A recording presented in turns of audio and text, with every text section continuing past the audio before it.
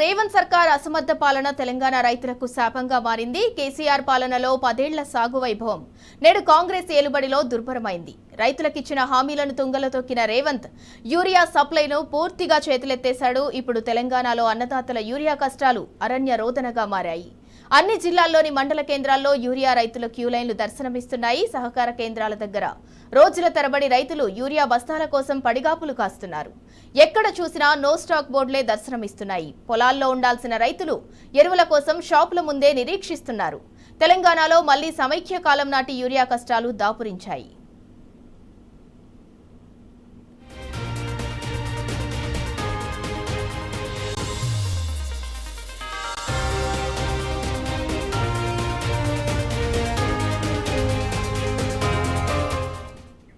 తెలంగాణలో కేసీఆర్ పాలించిన 10 ఏళ్లు సాగుకు స్వర్ణయుగం. రైతులను కంటికి రెప్పలా కాపాడిన కేసీఆర్ ఏనాడు ఎరువులకు కొరత రానియలేదు.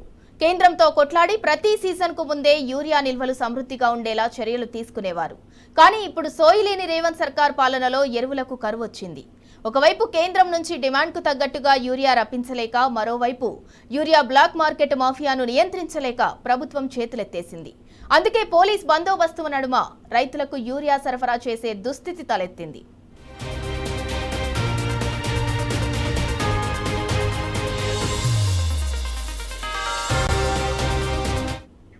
కేసీఆర్ పాలనలో ఎన్నడూ లేని విధంగా మళ్లీ ఎరువుల కోసం క్యూలైన్లలో నిలబడే కాలం దాపురించింది.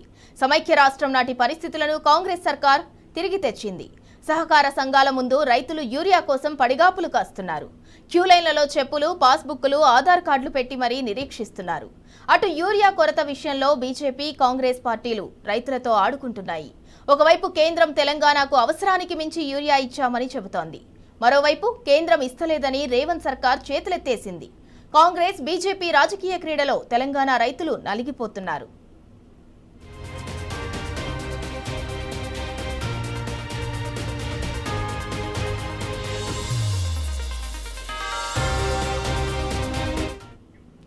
ఇప్పటికే కేంద్ర మంత్రి నడ్డా తెలంగాణలో ఎరువుల వాడకం ఎక్కువగా ఉందన్నారు. మరోవైపు రేవంత్ సర్కార్ మాత్రం కేంద్రం యూరియా ఇస్తలేదని చెబుతోంది. వ్యవసాయ మంత్రి తుమ్మల రాష్ట్రంలో యూరియా స్టాక్ లేదని తాజాగా సెలవిచ్చారు. ఒకవైపు రైతులు యూరియా కోసం అష్టకష్టాలు పడుతుంటే పాలకులు మాత్రం స్టాక్ లేదని నిస్సిగ్గుగా చెబుతున్నారు. కేంద్ర రాష్ట్ర ప్రభుత్వాలు పరస్పరం నిందలు మోపుకోవటం తప్ప రైతుల అవసరాలు తీర్చే దిశగా చర్యలు తీసుకోవటం లేదు.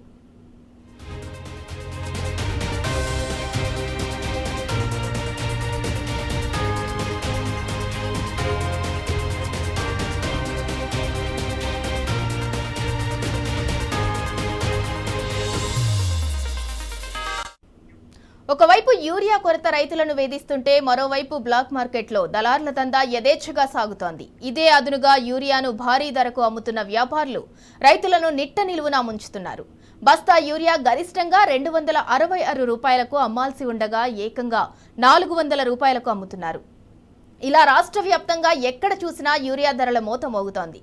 కాసులకు కక్కుర్తి పడుతున్న అధికారులు సహకార సంఘాల్లో విక్రయించాల్సిన యూరియాను సైతం పక్కదారి పట్టిస్తున్నారు. వ్యాపారులతో కలిసి యూరియాను సరిహద్దులు దాటిస్తున్నారు.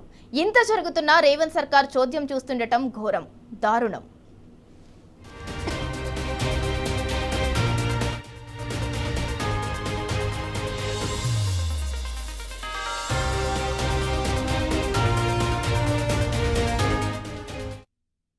రైట్, ఇక ఇదే అంశానికి సంబంధించి మరింత సమాచారం మా ప్రతినిధి రంగాచారి అందిస్తారు. రంగాచారి, ఒకవైపు భారీ వర్షాలు కురుస్తున్నాయి అంటే వ్యవసాయాన్ని సంబరంగా చేసుకుందామన్న అన్నదాతలకైతే యూరియా కష్టాలు వెంటాడుతూనే ఉన్నాయి. రాష్ట్ర వ్యాప్తంగా ఎక్కడ చూసినా కూడా యూరియా కోసం అన్నదాతలు క్యూలైన్లలో వేచి చూడాల్సిన పరిస్థితి వచ్చింది. పంట పొలాల్లో కనిపించాల్సిన అన్నదాతలైతే ఎరువుల షాపుల ముందు దర్శనమిస్తున్నారు. దానికి సంబంధించి పూర్తి డీటెయిల్స్ ఏంటి? Sindhura, good evening. ముఖ్యంగా తెలంగాణ రాష్ట్ర వ్యాప్తంగా అటు సిద్దిపేట జిల్లా, మెదక్ జిల్లా, సంగారెడ్డి జిల్లా ఈ 3 జిల్లాల్లో అయితే యూరియా కోసం రైతులు పడని కష్టాలు లేవని చెప్పవచ్చు. ముఖ్యంగా గత 2 నెలలుగా సిద్దిపేట జిల్లాలోనైతే ప్రతిరోజు ఉదయం 4 గంటల నుంచి మొదలుకొని అర్ధరాత్రి 12 గంటల వరకు కేవలం యూరియా కోసం ఒక్క యూరియా బస్తా కోసం క్యూ లైన్లలో నిలబడి అష్ట కష్టాలు పడుతున్నటువంటి ఒక దయనీయమైనటువంటి పరిస్థితి ప్రతిరోజు ఇక్కడ కనిపిస్తున్న దృశ్యాలుగా మనం చెప్పుకోవచ్చు. ఎందుకంటే ఈ తెలంగాణలోని రాష్ట్ర ప్రభుత్వం రేవంత్ రెడ్డి ప్రభుత్వం ఏదైతే ఉందో అది సరైన సమయంలో కేంద్ర ప్రభుత్వానికి ఒక ఇండెంట్ ను పంపి ఆ యూరియాని తెప్పించుకోవడంలో విఫలమైన నేపథ్యంలో ఇక్కడ రైతులకు తీవ్రమైనటువంటి కష్టాలు ఎదురవుతున్నాయి. సాధారణంగా గత కేసీఆర్ ప్రభుత్వ హయాంలోనైతే ప్రతి సంవత్సరం మే నెల అంటే మార్చి నెలలోనే వచ్చే సీజన్ కు సంబంధించిన యూరియా ఎంత అవసరం ఉంటుంది, ఎంత మేరకు రాష్ట్ర ప్రజలు రాష్ట్ర రైతులు పంటలు వేస్తారు, ఆ పంటలకు ఎంత యూరియా అవసరం ఉంటుంది, ఆ యూరియాని మనం ఏలోగా తెప్పించుకోవాలి, ఎప్పుడెప్పుడు ఎక్కడికి పంపించాలి అనే ఒక ప్రణాళికాబద్ధంగా కేసీఆర్ ముఖ్యమంత్రిగా ఉన్నప్పుడు ఆయన ఎప్పటికప్పుడు వ్యవసాయ శాఖ అధికారులతో రివ్యూలు నిర్వహించి వ్యవసాయ శాఖ మంత్రికి అట్లాగే వ్యవసాయ శాఖ ఉన్నతాధికారులకు ఎప్పటికప్పుడు ఆదేశాలు జారీ చేస్తూ కేంద్ర ప్రభుత్వానికి అవసరమైనటువంటి నివేదికలను పంపడము, ఆ బఫర్ స్టాక్స్ ను తెప్పించుకోవడానికి అవసరమైనటువంటి ఏర్పాట్లు చేయడము, ఆ స్టాక్ పాయింట్స్ ని కూడా ఏర్పాటు చేసుకోవడము, వాటిని మార్కెటింగ్ గోడౌన్స్ లలో వాటిని భద్రపరచుకోవడము, వాటిని ఎప్పటికప్పుడు జిల్లాలకు పంపించడము, ఇవన్నీ ఒక పద్ధతి ప్రకారం చేసేటువంటి పరిస్థితి కొనసాగింది. గత వ్యవసాయ శాఖ మంత్రులంతా కూడా ఎప్పటికప్పుడు వాటిని పరిశీలి చేస్తూ తీసుకువచ్చి ఇక్కడ స్టాక్స్ ఉంచే పరిస్థితి కూడా నెలకొన్నది. మరీ ముఖ్యంగా కేసీఆర్ ఉన్న సమయంలో గజ్వేల్ నియోజకవర్గంలోనే ఒక రేక్ పాయింట్ ను కూడా ఏర్పాటు చేయడం జరిగింది ప్రత్యేకంగా.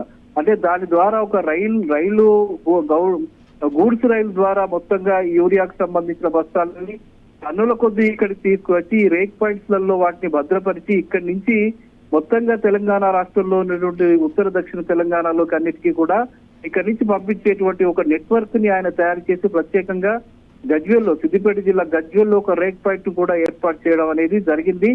ఆ రైళ్లలో వచ్చేటువంటి ఆ బస్తాలను ఎప్పటికప్పుడు హమాలీలను కేటాయించి వాటిని గోడౌన్స్ లోకి తరలించి ఉంచి ఇక్కడి నుంచి పంపించేటువంటి ఒక ఏర్పాటు అయితే జరిగింది. కానీ ఈ ప్రభుత్వం వచ్చిన తర్వాత అసలు ప్రభుత్వం రైతులకు ఏ సమయంలో యూరియా ఇవ్వాలి, ఎంత ఇవ్వాలి, ఎంత అవసరం అవుతుందనే ఒక ప్రణాళిక లేకపోవడం వల్ల రైతులు తీవ్రమైనటువంటి ఇబ్బందులు ఎదుర్కొనే పరిస్థితి ఉంది.